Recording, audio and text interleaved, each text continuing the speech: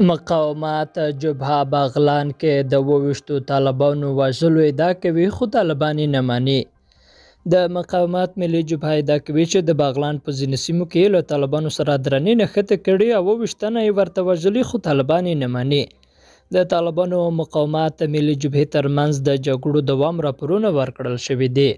د مقاومت ملي جبهه وايي تیرو 40 ساعتونو کې د بغلان په پل حصار خیره دره واندره په جره دره کې له طالبانو سره درنې نښتې کړي هغه ادعا چې طالبان یې ردوي.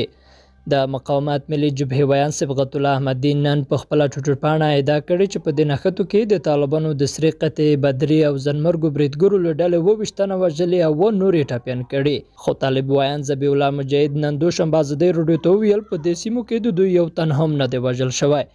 هغه ویل د تلفاتو اړوند له اختر وروسته چې کومه څېړنه ما کړې او څومره معلومات ما راټول کړي هلته یو تن هم نه دی طلب شوی، نه طلب ډېر شوي او نه هم پیښ شوي. د ملي مقاومت جبهې دا ادعا هم کړې چې طالبانو په دې جګړه کې له پوځي هلیکوپټرو او توپونو کار اخیستی خو بیا یې هم درنه زیانونه لیدلي.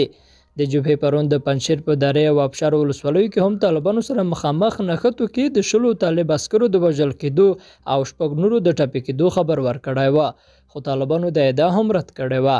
اخوا په ټولنیزو رسنیو کې داسې نه تایید شوي ویډیوګانې خپرې شوي چې ښایي طالبان یو شمېر جسدونه په پوځي الوتکو کې لیږدوي، خو دا معلومه نه ده چې دا جسدونه د چا دي او نه هم د دې ویډیوګانو د ثبت او خپرېدو کره نیټه معلومه ده. په یوه بله ویډیو کې چې ثبتونکي نیټه د روان کال د غویي 13 ښودلې لیدل کېږي چې پنجشیر ته د طالبانو یو شمېر پوځي موټر او عسکر ور روان دي، خو خپله ویډیو نیټه نه لري او نه هم په خپلواک ډول تایید شوې ده.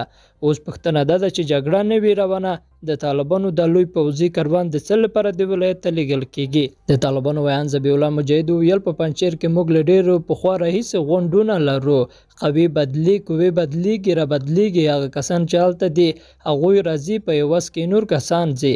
د طالبانو د کورنۍ چارو وزارت ویان د عبدالنافع ټکور هم ازادۍ راډیو سره خبرو کې وویل پنجشیر بغلان او تخار کې وضعیت ارام دی. له اختر وروسته د پنجشیر پروان بغلان او تخار څخه د جګړې راپورونه ورکول کېږي، خو طالبان ډاډ ورکوي چې وضعیت یې تر مدیریت لاندې دی. درنو لیدونکو له ملتیا مو مننه.